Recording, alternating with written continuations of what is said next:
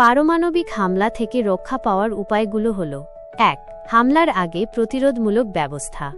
আন্তর্জাতিক কূটনীতি ও শান্তি চুক্তি। পারমাণবিক যুদ্ধ এড়ানোর সবচেয়ে কার্যকর উপায় হল পারমাণবিক শক্তিধর দেশগুলোর মধ্যে উত্তেজনা কমানো, নিরস্ত্রীকরণ চুক্তি সম্পাদন করা এবং আন্তর্জাতিক শান্তি বজায় রাখার জন্য নিরন্তর কূটনৈতিক প্রচেষ্টা চালানো। আঞ্চলিক শান্তি বজায় রাখা। পারমাণবিক অস্ত্রধারী দেশগুলোর মধ্যে যে কোনো ধরনের সংঘাত বা উত্তেজনা বৃদ্ধি যাতে না হয় সেদিকে বিশেষ নজর রাখা জরুরি। আবশ্যিক সতর্কবার্তা ব্যবস্থা, কার্যকর সাইরেন, জরুরি সম্প্রচার ব্যবস্থা এবং বেসামরিক প্রতিরক্ষা, সিভিল ডিফেন্স ব্যবস্থার উন্নয়ন ও প্রস্তুতি রাখা দরকার, যাতে হামলার সম্ভাবনা দেখা দিলে দ্রুত মানুষকে সতর্ক করা যায়। ২.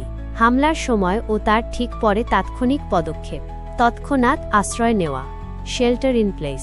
পারমাণবিক বিস্ফোরণের তীব্র আলো দেখলে বা সতর্কবার্তা পেলে মুহূর্তের মধ্যে মাথা নিচু করে ঝুঁকে পড়ুন, চোখ বন্ধ করুন এবং হাত দিয়ে মুখ ও ঘাড় ঢেকে নিন। যদি সম্ভব হয় দ্রুত কোনো শক্তপোক্ত দালানের ভিতরে যান এবং জানালা দরজা বন্ধ করে দিন। বেসমেন্ট বা কংক্রিটের তৈরি কাঠামো পারমাণবিক বিকিরণ থেকে রক্ষা পাওয়ার জন্য সবচেয়ে ভালো আশ্রয়স্থল। ফলআউট থেকে বাঁচা। ফলআউট বা তেজস্ক্রিয় ধূলিকণা সাধারণত বিস্ফোরণের 10-15 মিনিট পর ছড়িয়ে পড়া শুরু করে।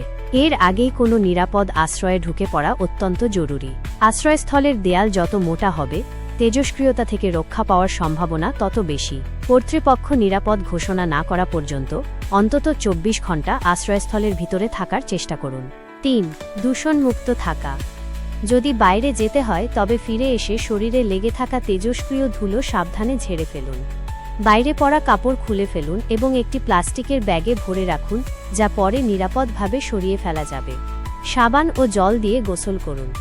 এতে শরীরের উপরিভাগে লেগে থাকা তেজস্ক্রিয় কণা দূর হয়ে যাবে।